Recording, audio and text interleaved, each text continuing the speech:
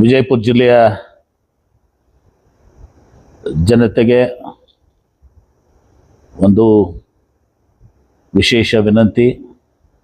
ಕೃಷ್ಣಾ ಮೇಲ್ದಂಡೆ ಯೋಜನೆ ಭೂಮಿ ನೀಡಿರುವ ರೈತ ಬಾಂಧವರೇ, ಈಗಾಗಲೇ ನೀವು ನೀರಾವರಿ ಯೋಜನೆಗೆ ನಿಮ್ಮ ಜಮೀನನ್ನು ನೀಡಿ ವಿಜಯಪುರ ಜಿಲ್ಲೆಯ ಹಾಗೂ ಕರ್ನಾಟಕ ರಾಜ್ಯದ ಪ್ರಗತಿಗಾಗಿ ಸಹಕರಿಸಿದ್ದೀರಿ.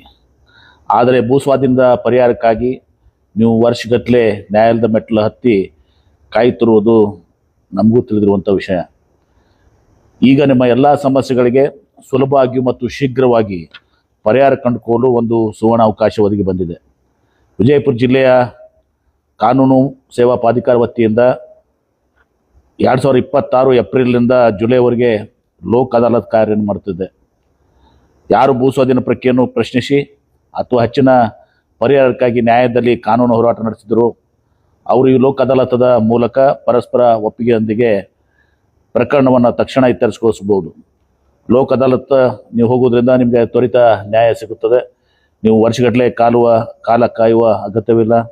ಒಂದೇ ದಿನದಲ್ಲಿ ನಿರ್ಧಾರ. ಇದರಿಂದ ನೀವು ಪದೇ ಪದೇ ಕೋರ್ಟ್ ಕಚೇರಿ ಅಲಿಯುವ ಸಂಕಷ್ಟದಿಂದ ಮುಕ್ತಿ ಹೊಂದಿ ನೆಮ್ಮದಿಯ ಜೀವನ ನಡೆಸಬಹುದು. ಲೋಕ್ ಅದಾಲತ್ನಲ್ಲಿ ಸರಳ ಪ್ರಕ್ರಿಯೆಯಾಗಿದ್ದು ಸುಲಭವಾಗಿ ಪ್ರಕರಣವನ್ನು ಬಗೆಹರಿಸಲಾಗುತ್ತಿದೆ.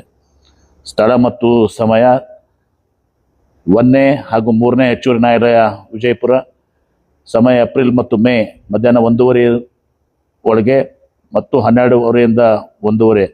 ಸಮಯ ಜೂನ್ ಮತ್ತು ಜುಲೈ ಸಂಜೆ 4:45ರಿಂದ 5:45ವರೆಗೆ.